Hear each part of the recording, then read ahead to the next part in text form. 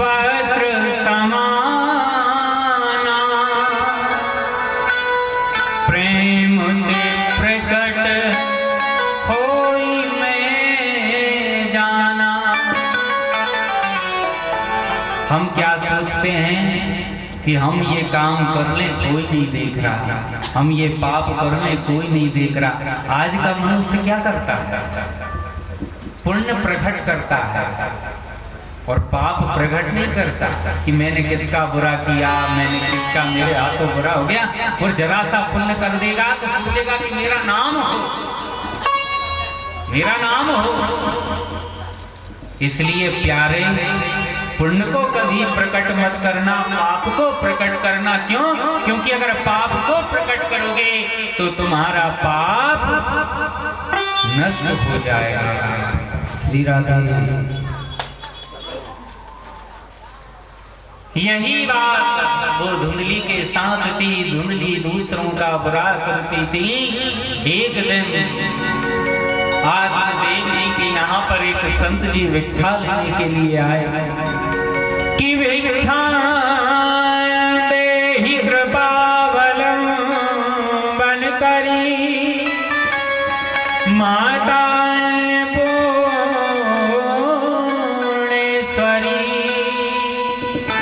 एक संत जी ने आवाज लगाई, भिक्षाम देहि भिक्षाम देहि। आत्मदेव आए, भिक्षा देने लगे। पड़ोसी ने कहा उस संत से कि तुम आत्मदेव यहाँ से भिक्षा मत लो। संत जी ने कहा कि क्यों? कहा कि इस आत्मदेव के यहाँ कोई संतान नहीं है,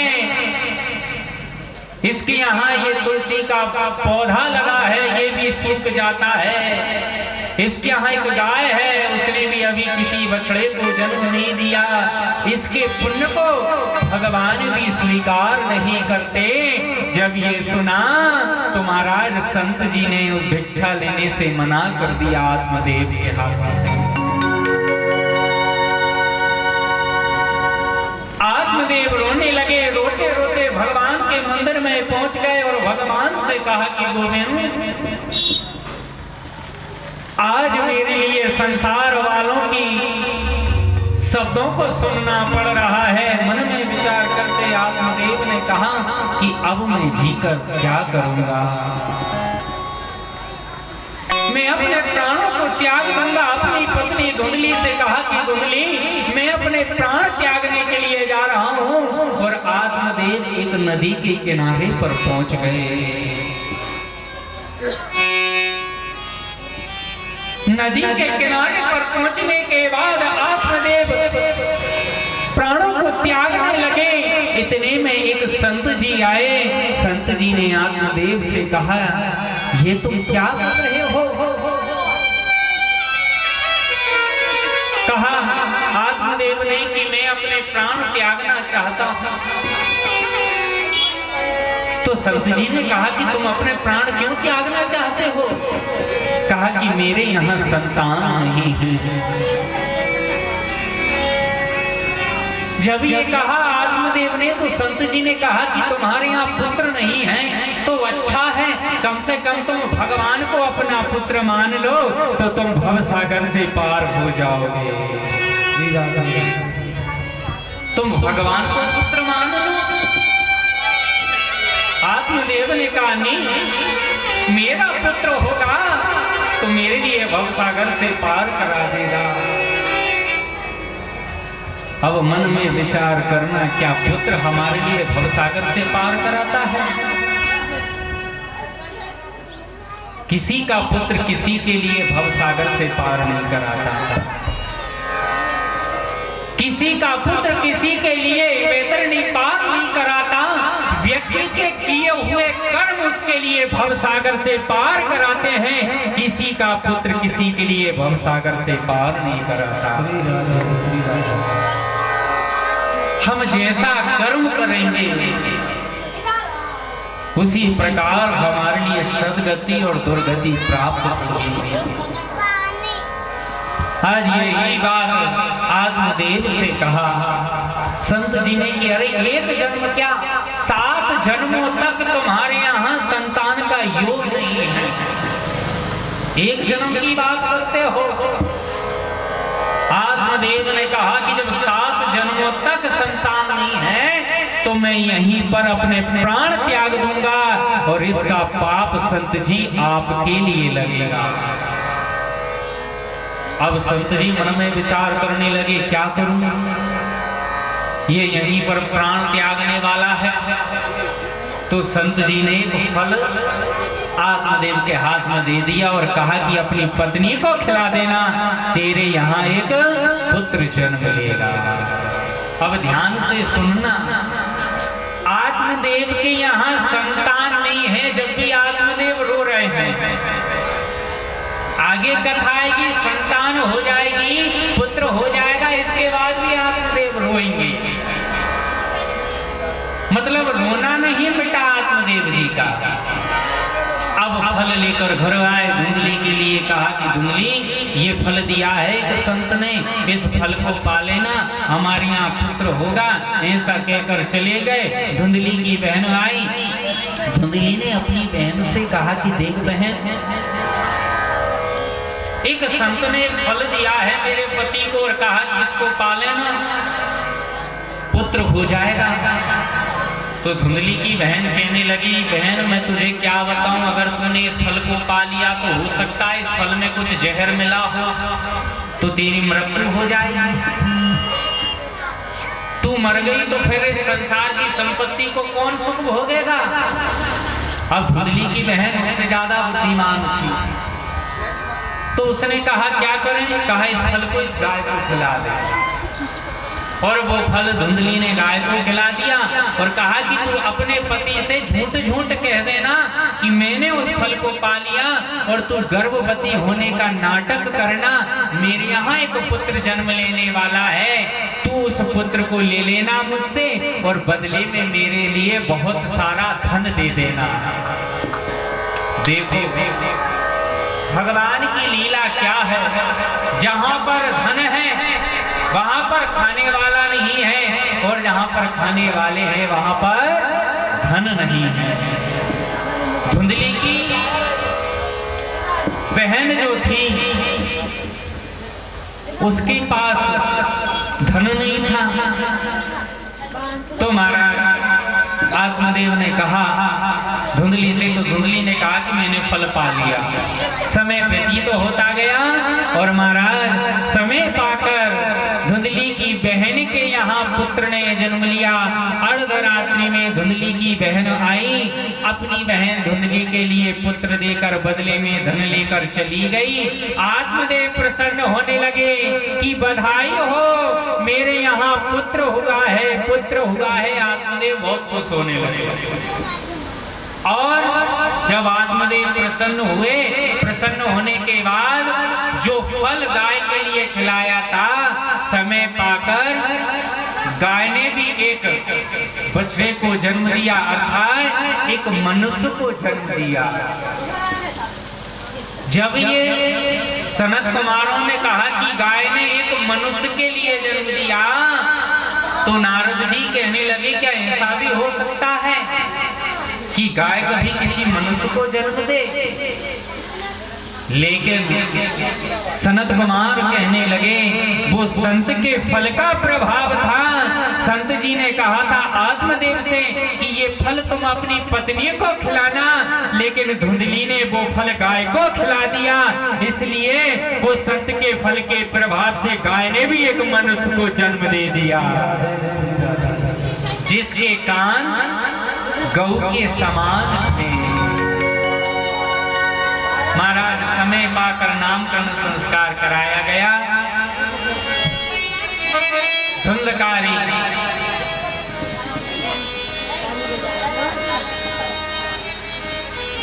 बहुत,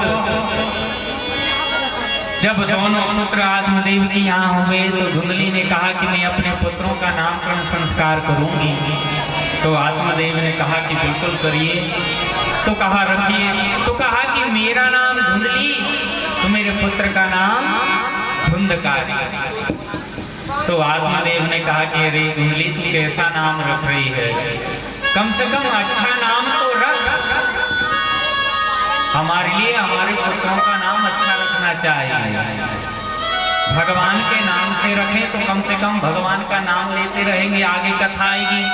अजामिल बड़ा पापी था, पुत्र का नाम नारायण रख दिया तो भवसागर से पार हो गया।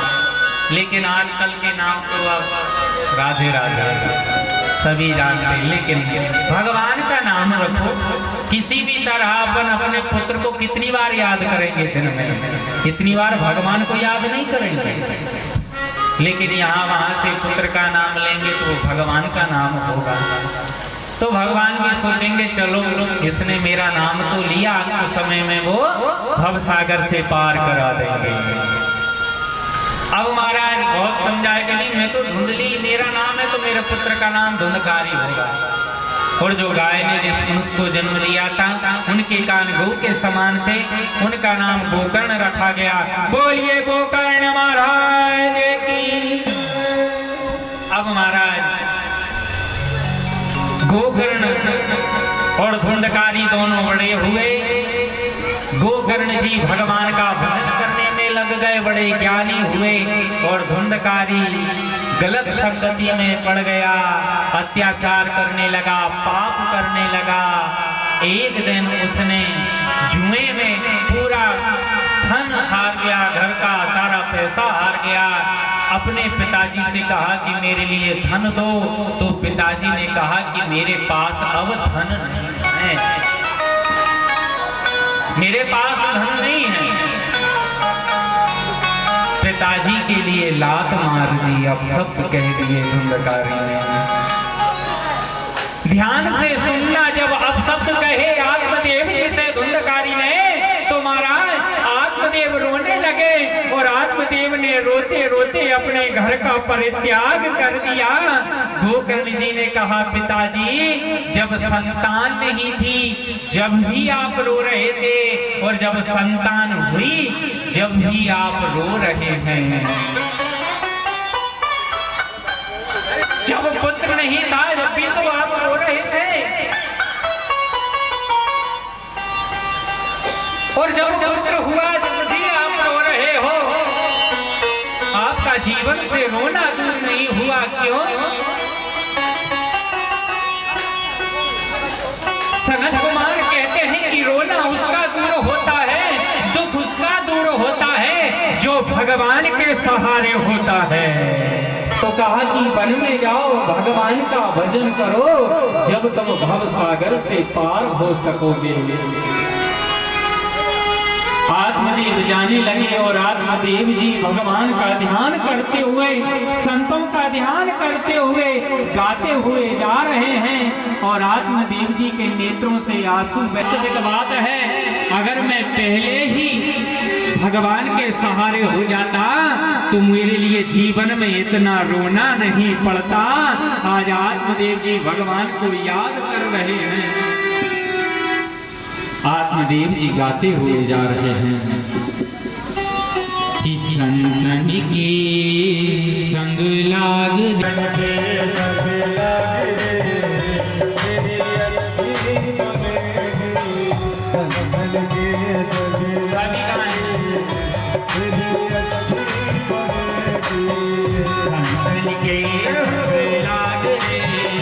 तेरी अच्छी बने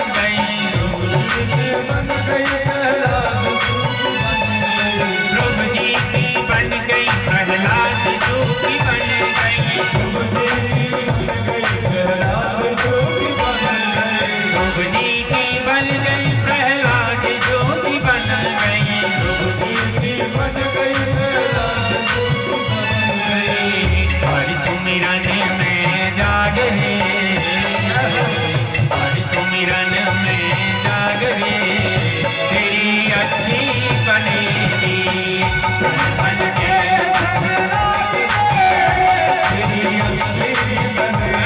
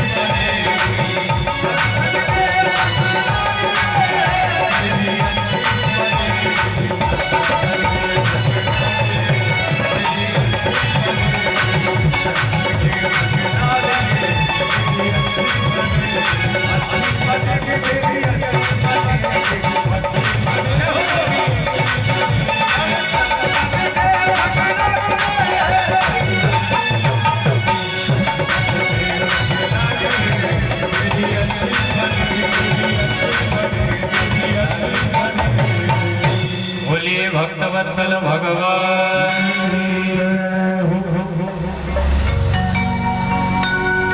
वास्तविक बात है कि मोहनिशा में बहुत दिन बीते, जाग सके तो जाग रे, वो तेरी अच्छी बनेगी। आत्मदेव रोते हुए जा रहे हैं। भगवान कह रहे हैं कि देखो, संतान नहीं थी जब भी रो रहे थे, संतान हुई जब भी रो रहे थे।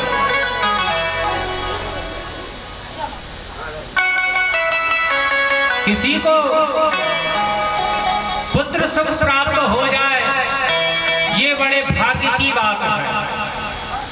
किसी को पुत्र सुख प्राप्त हो जाए, ये भाग्य की बात है। लेकिन पुत्र अपने माता पिता को अपने साथ रखे, ये परम सौभाग्य की बात होती है।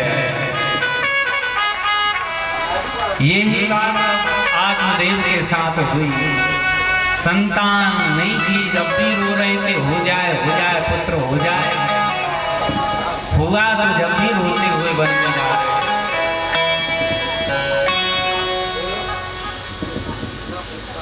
यहाँ पर आत्मदेव ने जाकर दशम स्कंद का पाठ करते हुए भगवान के परम पद की प्राप्ति कर ली। समय व्यतीत होता गया। धुंधकारी और अत्याचार पाप करने लगा। एक दिन अपनी माँ से धन मांगा, माँ ने धन नहीं दिया। माँ से अपशब्द कहे धुंधली से, तो धुंधली से जब अपशब्द कहे तो धुंधली ने कुएं में जाकर अपने प्राणों को त्याग दिया। अब देखना, आत्मदेव तो संभल गए लेकिन धुंधली नहीं समझी।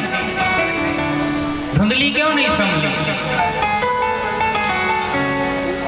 धुंधली इसलिए नहीं संभली कि धुंधली ने सत्संग नहीं किया और आत्मदेव ने सत्संग किया था।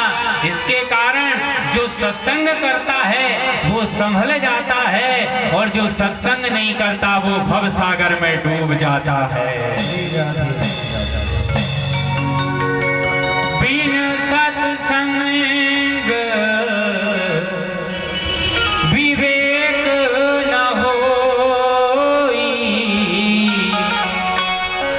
राम कृपा बिना सुलभ न सोई।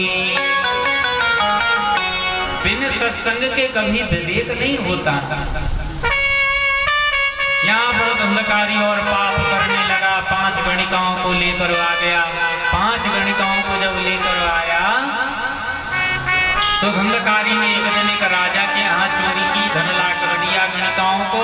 गणिकाओं ने मन में विचार किया कि अगर ये बात राजा को पता लग गई कि धुंधकारी ने सारा धन चुराया है तो धुंधकारी को भी सजा देगा, साथ में हमको भी सजा देगा। तो क्या किया, धुंधकारी के लिए उन 5 गणिकाओं ने एक खंभे में बांध दिया। खम्भे में बांधने के बाद जलते हुए अंगार उसके मुख में डाल दिए और धुंधकारी की मृत्यु हो गई। धुंधकारी कहने लगा उन गणिकाओं से कि देखो, मैंने तुम्हारे कारण मैंने अपने पिता को छोड़ा, अपनी माँ को छोड़ा और यहाँ तक कि मैंने ब्राह्मण कुल में जन्म लिया था, वो ब्राह्मण तत्व मैंने नाश कर लिया। उन गणिकाओं ने उस धुंधकारी के लिए मृत्यु दे दी। उसके शरीर को जमीन में गड्ढा खोदकर गड़ा दिया और सारा धन लेकर वो गणिकाएं चली गई। धुंधकारी प्रेत योनि में पहुंच गया। धुंधकारी प्रेत योनि में पहुंच गया। जब गोकर्ण जी के लिए ज्ञात हुआ, गोकर्ण जी ने गंगा जी में जाकर उनका पिंडदान किया। वापिस लौटकर अपने घर में आए। पता लग गया कि अब मेरे घर में कोई नहीं बचा। घर में सो रहे थे, वहीं पर अनेक प्रकार की आवाजें आ रही थी, मानो कोई आत्मा भटक रही है। कोई आत्मा भटक रही है। तो महाराज जैसे ही जल लिया और जैसे ही उस प्रेत योनि पर छिड़का तो उसने हाथ जोड़कर कहा कि अहम भ्राता त्वदीयोऽस्मि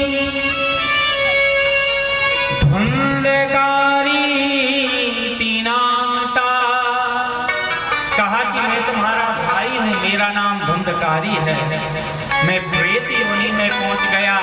गोकर्ण जी ने कहा कि अरे मैंने तो तुम्हारा पिंडदान कर दिया गंगा जी में जाकर, लेकिन धुंधकारी कहने लगा भैया एक बार नहीं 100 बार भी अगर तुम पिंडदान करोगे जब भी मेरे लिए मुक्ति प्राप्त नहीं होगी। तो कहा क्या करें? कहा कि आप कुछ ऐसा उपाय करो जिससे मेरे लिए मुक्ति प्राप्त हो जाए। गोकर्ण जी ने सुबह भगवान सूर्य नारायण के लिए अर्घ दिया। आकाशवाणी हुई, सूर्य नारायण ने कहा कि तुम अपने भाई के लिए श्रीमद् भागवत महापुराण की कथा सुनाना, जब इसकी मुक्ति होगी। और अपने गांव में परिवार वाले एक बांस में आकर बैठ गया। उसने बड़े भाव श्रद्धा से कथा सुनी और 7 दिन में धुंधकारी प्रेत योनि से मुक्त होकर भगवान के धाम को चला गया। बोलिए भागवत महापुराण। ये बात है, कहा था ना सनत कुमारों ने कि जो अंत समय में भगवान की कथा सुन लेता है पापी आदमी, उसके लिए भी मुक्ति प्राप्त हो जाती है। अब भगवान के धाम से भगवान के पार्षद धुंधकारी को लेने के लिए आए। जिसने जीवन पर्यंत पाप किया वो भगवान के धाम को पहुंच गया। तो मन में विचार करना, हम और आप तो कितना भजन करते हैं, भगवान से एक ही प्रार्थना करना कि ठाकुर जब अंत समय आए तो हमारा मन और हमारी बुद्धि आपके चरणों में हो, बस यही कृपा करना और हमारे लिए कुछ नहीं चाहिए। मेरा आपकी कृपा से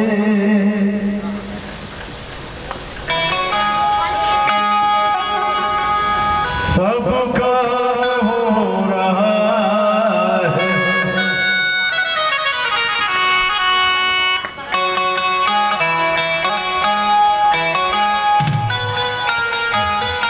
जय श्री राधे। मेरा आपकी कृपा से सबका हो रहा है। मेरा आपकी कृपा से सबका हो रहा है।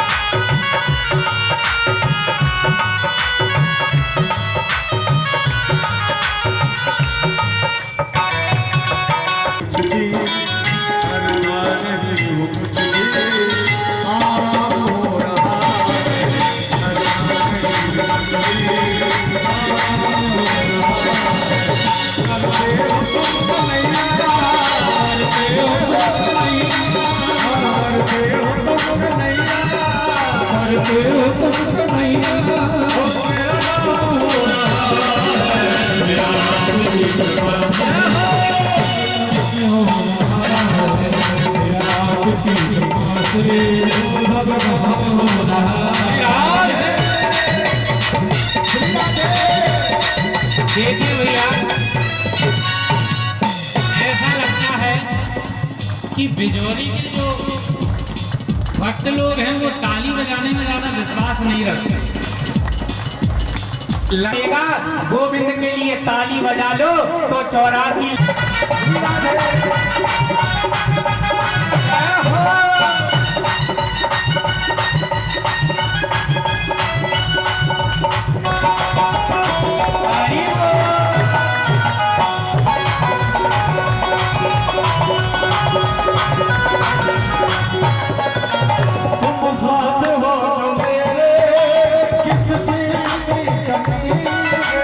तुम साथ हो तो मेरे किस चीज की कमी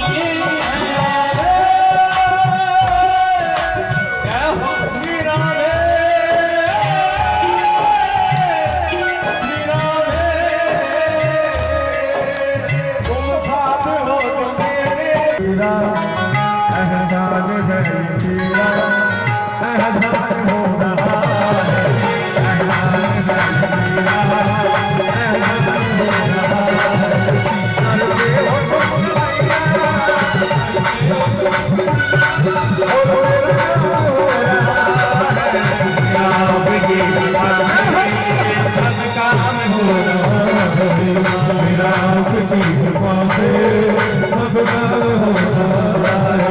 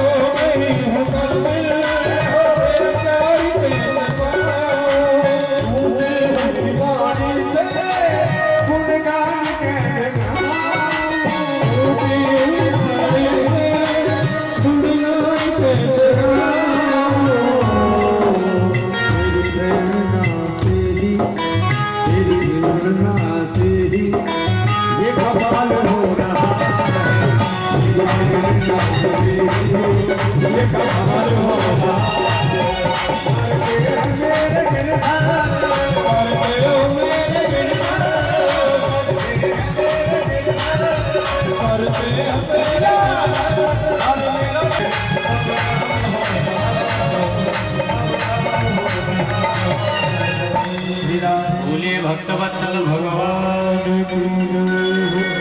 भगवान के भजन में तू ताली बजाना, तेरे हाथ की रेखा बदल जाए। कोई सोचो और कोई बदल दे, दूसरी बना दे, नामुमकिन है, हो ही नहीं सकता। भगवान कहते मैंने बनाया, मैंने नहीं बदलूंगा, तो दूसरा थोड़ी ना बदल देगा। तो इसलिए ताली लगा। शौनकादि ऋषियों से सूत जी महाराज कहते हैं कि धुंधकारी जैसा पापी भी कर गया, भव सागर से पार हो गया, पुनः दोबारा कथा का आयोजन रखाया। सारे परिवार वाले, गांव वाले और गोकर्ण जी महाराज भी भगवान के विमान में बैठकर इस बार भगवान ने अपने पार्षदों को नहीं भेजा, भगवान स्वयं विमान लेकर आए कि मैं अब अपने भक्तों को लेकर आऊंगा। और सब परिवार गोकर्ण जी महाराज अपने गांव वालों के साथ मिलकर भगवान के धाम को पहुंच गए।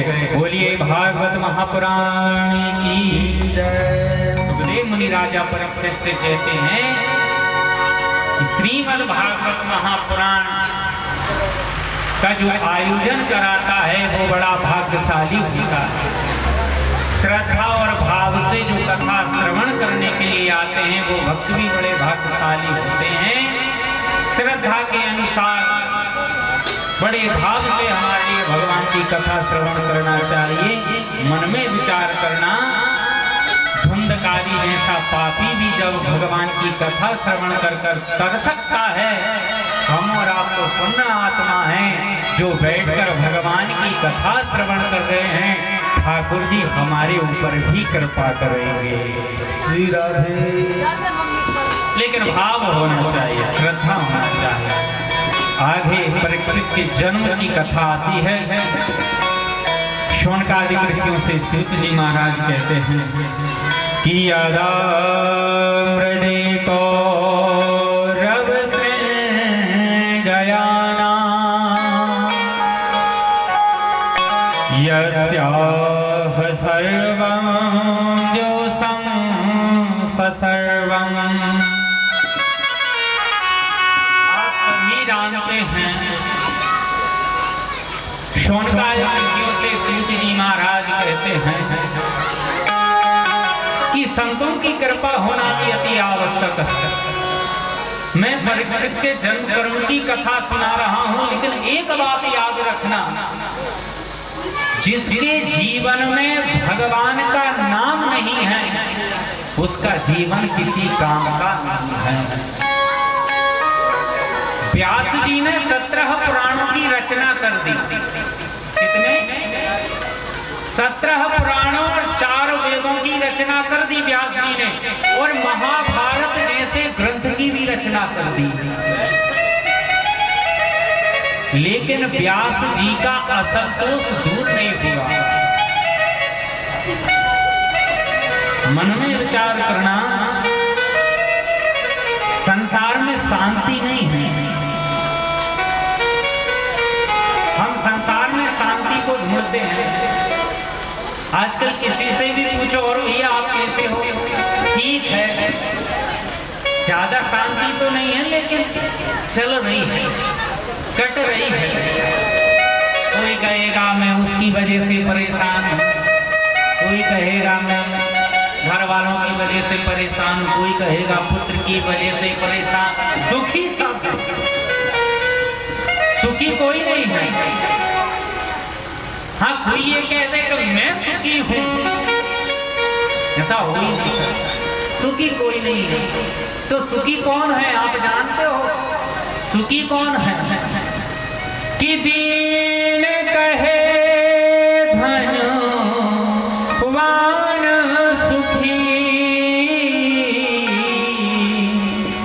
धनवान कहे सुख राजा को भारी, राजा कहे महा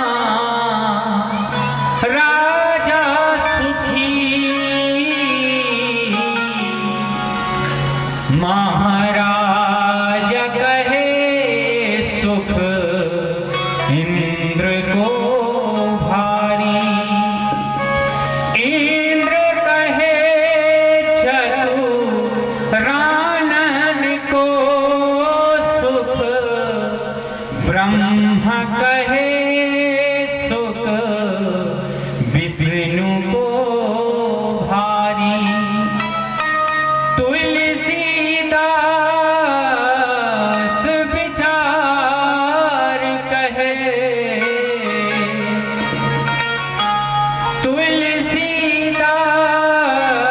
तुलसीदास विचार कहे,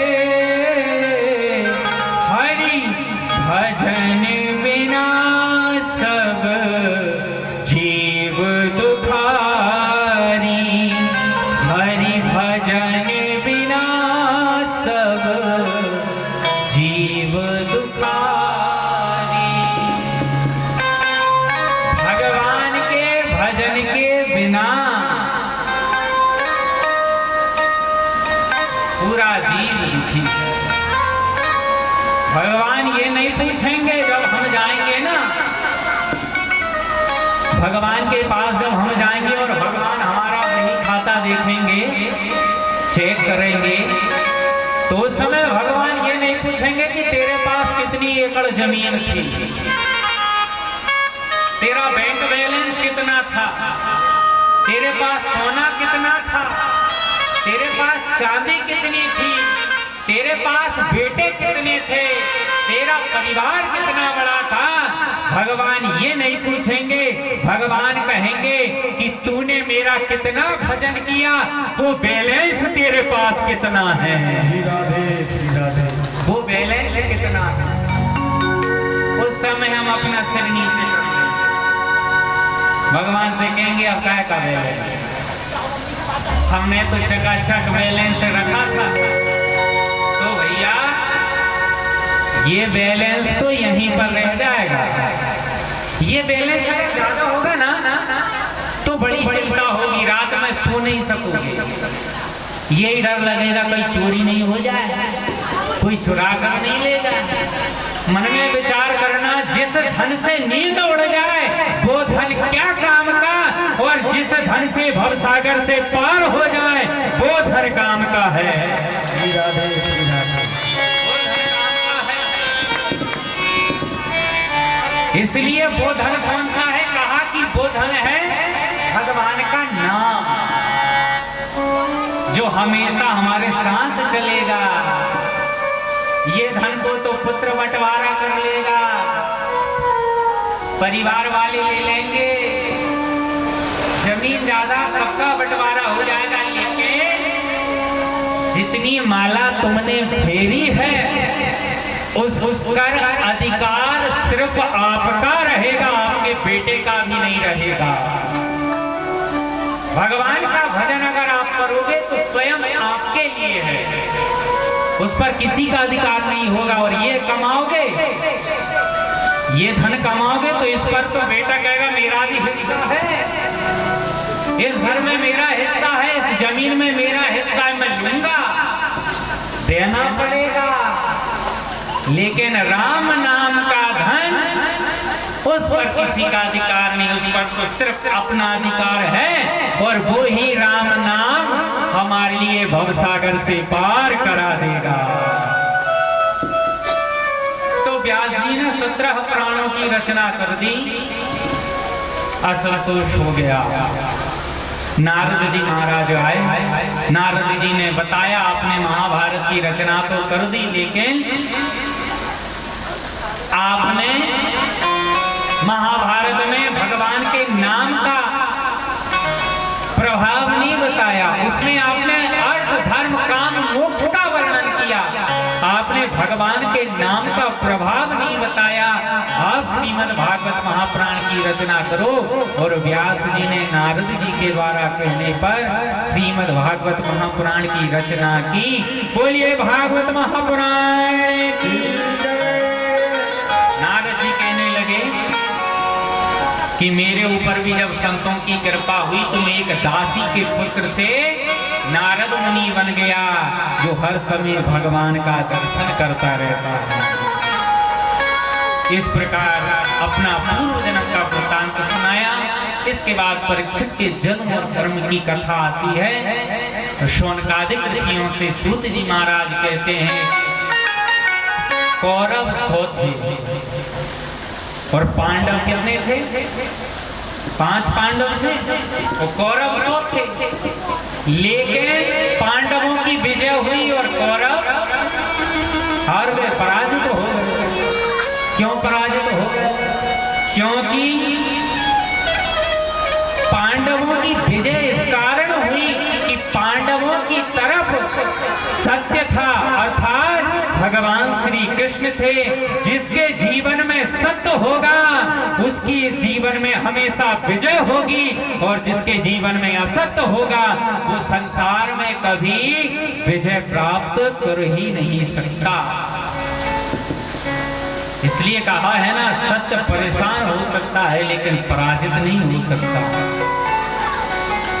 99 कौरव समाप्त हो गए, एक दुर्योधन बचा था। भीम ने गदा का प्रहार किया, दुर्योधन की जंघा को तोड़ दिया, म्रियमाण अवस्था में छोड़कर चले गए पांडव। यहाँ पर आज दुर्योधन रो रहा है। दुर्योधन कहने लगा भगवान से, कन्हैया तुम्हें मेरे लिए मृत्यु दंड दे दो, मैं शरीर से प्राण निकल जाए, तुम ऐसा कुछ कर दो। लेकिन भगवान ने कहा कि नहीं, तुमने जो कर्म किए हैं वो तुमको भोगना पड़ेगा। इतने में महाराज अश्वत्थामा आ गया। अश्वत्थामा ने दुर्योधन से कहा कि दुर्योधन, अगर तुम मुझे अपनी सेना का सेनापति बना देते तो मैं पांडवों का सिर काटकर तुम्हारे पास ला देता। जब ये सुना तो दुर्योधन रो रहा था, दुर्योधन के नेत्रों से आंसू निकल रहे थे। दुर्योधन ने अपने रक्त का तिलक लगाकर अश्वत्थामा से कहा कि अश्वत्थामा, जो भाई हम 100 मिलकर नहीं कर पाए, क्या वो कार्य तुम कर सकते हो? अश्वत्थामा ने कहा दुर्योधन से कि मैं पांडवों का सिर काटकर तुम्हारे सामने उपस्थित कर दूंगा। दुर्योधन, यहाँ पर द्रौपदी अपने पुत्रों के लिए सुला रही थी। पांडव अपने शिविर में सो रहे थे। यहाँ पर अश्वत्थामा ने मन में विचार किया कि रात्रि में मैं पांडवों को कैसे समाप्त करूंगा। तो कहा कि जब पांडव सो रहे होंगे, जब मैं उनके सिर को काट दूंगा। द्रौपदी अपने 5 पुत्रों के लिए कहानी सुना रही थी। रात्रि अत्यधिक हो गई थी। द्रौपदी ने अपने पुत्रों से कहा कि तुम सो जाओ। मैं शोभा तुम्हारे लिए कहानी सुनाऊंगी, लेकिन भगवान कहते हैं क्या पता द्रौपदी के लिए कि जिन पुत्रों को द्रौपदी सुला रही है वो कल दूसरे दिन का सूर्य उदय भी नहीं देख सकेंगे। द्रौपदी शिविर से सुलाने के बाद अपने पुत्रों को वापस चली गई। यहाँ पर अश्वत्थामा आया, पांडवों के पुत्र सो रहे थे। महाराज सिर ढका हुआ था। अश्वत्थामा ने खट से तलवार निकाली और द्रौपदी के 5 पुत्र जो सो रहे थे उनके सिर को काट दिया और थाल में सजाकर दुर्योधन के पास लेकर आ गया। सुबह जब हुई द्रौपदी ने जब देखा कि शिविर से रक्त बहता हुआ आ रहा है, द्रौपदी दौड़ते दौड़ते जब शिविर में पहुंची तो अपने पुत्रों के शरीर पर सिर नहीं था और धड़ पड़ा हुआ था। द्रौपदी रोने लगी। द्रौपदी ने आवाज लगाई, माधव माधव माधव गोविंद। और जैसे ही आवाज लगाई पांडवों सहित मेरे जब गोविंद आए तो द्रौपदी ने भगवान के चरणों को पकड़ लिया। माधव, महाभारत का युद्ध हो रहा था, मेरे पुत्रों का इसमें क्या दोष था? मेरे पुत्रों ने तो अभी अभी जन्म लिया था, मेरे पुत्रों के लिए मृत्यु प्राप्त हो गई। मेरे पुत्रों का ऐसा कौन सा पाप था? द्रौपदी ने भगवान के चरणों को पकड़ लिया। यहाँ पर अश्वत्थामा थाल सजाकर द्रौपदी के पुत्रों को क्या सिर ढांक कर दुर्योधन के पास लेकर पहुंचा। दुर्योधन ने दूर से देखा। दुर्योधन ने मन में विचार किया, वास्तविक में जो 100 भाई हम मिलकर कार्य नहीं कर सके वो क्या अश्वत्थामा ने कर दिया। अश्वत्थामा ने कहा कि दुर्योधन बता किसका सिर दूं मैं, सबसे पहले किसका सिर दूं? तो महाराज दुर्योधन ने कहा, अश्वत्थामा अगर तुम मुझे किसी का सिर देना चाहते हो तो सबसे पहले भीम का सिर दो। और महाराज अश्वत्थामा ने भीम के पुत्र का सिर जब दुर्योधन के हाथ में दिया, दुर्योधन ने जैसे ही दबाया वो सिर दब गया। तो अश्वत्थामा ने कहा, दुर्योधन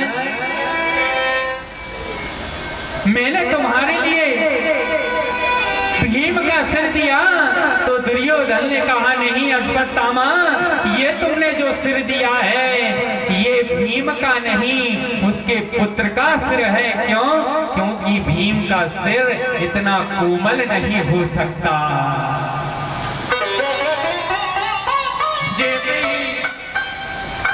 वस्त्र को उघाड़ कर देखा महाराज, हटा कर देखा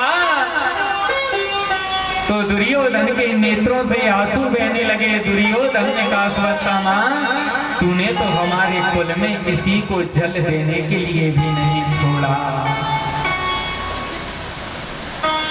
पांडवों के पुत्रों का क्या दोष था?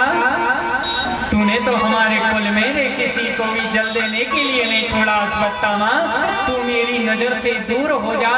यहाँ पर अर्जुन ने प्रतिज्ञा की कि जिसने भी मेरे पुत्रों को समाप्त किया है मैं उसको जीवित नहीं छोड़ूंगा। कन्हैया को साथ में लेकर महाराज रथ लेकर चले गए और जब जाते हैं देखा है अश्वत्थामा ने दूर से कि अर्जुन आ रहा है। अश्वत्थामा भयभीत हो गया। अश्वत्थामा ने ब्रह्मास्त्र का प्रयोग कर दिया। यहाँ पर अर्जुन घबरा गए। अर्जुन ने भी ब्रह्मास्त्र का प्रयोग किया। दोनों ब्रह्मास्त्र आपस में टकराए। भगवान ने अपनी माया से उस गर्जना को शांत कर दिया। अश्वत्थामा को बंदी बनाकर अर्जुन ने द्रौपदी के सामने उपस्थित कर दिया। ध्यान से सुनना, यह है भारतीय नारी।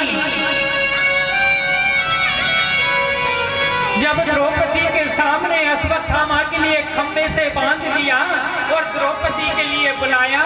द्रौपदी से कहा कि द्रौपदी, जिसने हमारे पुत्रों का वध किया था, वो दुराचारी, वो पापी तुम्हारे सामने खड़ा हुआ है, तुम उसको दंड दो। द्रौपदी जब अश्वत्थामा के पास पहुंची तो अश्वत्थामा के सामने जाकर द्रौपदी ने हाथ जोड़ लिए। द्रौपदी ने जैसे ही हाथ जोड़े, अर्जुन कहने लगा, द्रौपदी ये तुम क्या कर रही हो? ये तुम क्या कर रही हो? ये तुम्हारे पुत्रों का इसने वध किया है और तुम इसके सामने हाथ जोड़ रही हो। तो द्रौपदी ने कहा अर्जुन से, स्वामी आप जानते हो कि जो खंबे से बंधा हुआ है ये अश्वत्थामा नहीं है, ये तो आपके गुरु का पुत्र है। जिस गुरु से आपने शिक्षा ली, आज वही गुरु का पुत्र मेरे सामने खड़ा हुआ है और ये अपनी माँ का एक पुत्र है। अगर हमने इसके लिए समाप्त कर दिया तो इसकी माँ के लिए कितना दुख होगा। इसके लिए छोड़ दो, इसके लिए जीवित छोड़ दो, इसके लिए इसका वध मत करो। अर्जुन ने कहा, द्रौपदी ये तुम क्या कर रही हो? अश्वत्थामा के लिए बंधन से द्रौपदी मुक्त करने लगी। भीम ने कहा, अर्जुन भले ही तुम छोड़ देना इस बाल घात को, लेकिन मैं इसका वध कर दूंगा। भगवान कहने लगे अर्जुन से कि अर्जुन, ब्रह्मवन्तुर्न हन्तव्यम् आततायि महाहनो। कहा, भगवान कहते हैं अर्जुन से कि अर्जुन,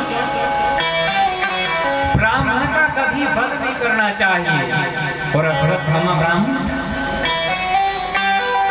और बाल घात को कभी छोड़ना नहीं चाहिए। जिसने छोटे छोटे बालकों का वध किया हो उसके लिए जीवित भी नहीं छोड़ना चाहिए और ब्राह्मण का वध नहीं करना चाहिए। तो अर्जुन कहने लगा, एक तरफ ब्राह्मण है और एक तरफ इसने बालकों का वध किया है। भगवान कहते हैं बालकों के वध करने वाले को जीवित नहीं छोड़ना चाहिए। गीता का ज्ञान हो आया, स्मरण हो आया अर्जुन के लिए। अर्जुन ने अश्वत्थामा के केसों को काट दिया। उसके मस्तक में जो मणि लगी हुई थी उस मणि को निकालकर धक्के मारकर राज्य से बाहर कर दिया अश्वत्थामा को। मैंने कल बताया था कि व्यक्ति अपने कर्म से अमर होता है, अपने नाम से अमर नहीं होता। आज भी अश्वत्थामा अमर है। अश्वत्थामा, बलिर्व्यासो, हनुमांश्च, विभीषण, ये सब अमर हैं आज इस पृथ्वी लोक में। हनुमान जी, विभीषण, अश्वत्थामा, बलि, ये सब अमर हैं। लेकिन अश्वत्थामा ने ऐसा कर्म किया, उसका प्रायश्चित कर रहा है अश्वत्थामा कि मैंने बहुत बड़ा पाप किया था, धक्के मारकर राज्य से बाहर कर दिया। सुखदेव मुनि राजा परीक्षित से कहते हैं कि यहाँ पर जब अश्वत्थामा का अपमान कर दिया, मणि को निकाल दिया, यहाँ पर गंगा के तट पर पांडवों के साथ में अपने मृतक पुत्रों के लिए द्रौपदी, कुंती, पांचों पांडव और मेरे गोविंद जब गंगा जी में पहुंचे हैं, जब जल दे रहे थे और जब जल देने के बाद जैसे ही अश्वत्थामा ने मन में विचार किया, ध्यान से सुनना, अश्वत्थामा ने मन में विचार किया कि मैं पांडवों का वंश ही समाप्त कर दूं। अभिमन्यु का पुत्र उत्तरा के गर्भ में पल रहा है, उत्तरा के गर्भ में अभिमन्यु का पुत्र है जो पांडवों का वंशज है। अगर मैं उसको भी समाप्त कर दूं तो पांडवों का वंश ही समाप्त हो जाएगा।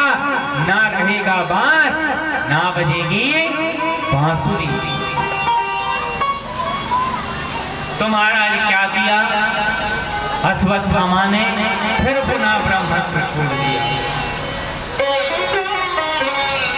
जब ब्रह्मास्त्र का प्रयोग किया, अब ये कथा आप ध्यान से सुनना कि जब अश्वत्थामा ने ब्रह्मास्त्र का प्रयोग किया उत्तरा के ऊपर, तो उत्तरा ने जैसे ही ब्रह्मास्त्र को आते हुए देखा तो गंगा के तट पर मेरे गोविंद के पास भागते भागते जा रही है।